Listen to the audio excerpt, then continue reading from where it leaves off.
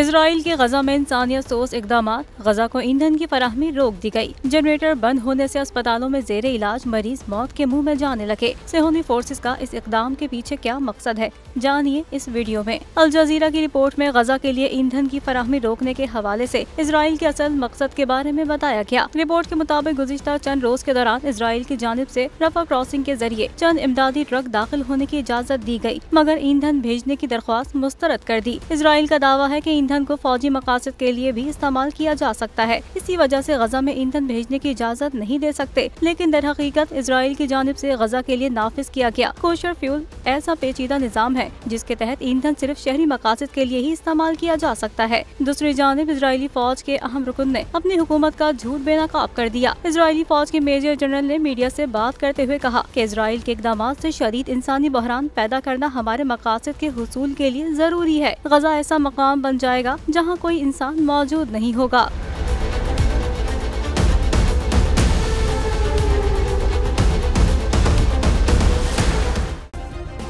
Subscribe करें और bell दबाएं ताकि कोई खबर रह न जाए।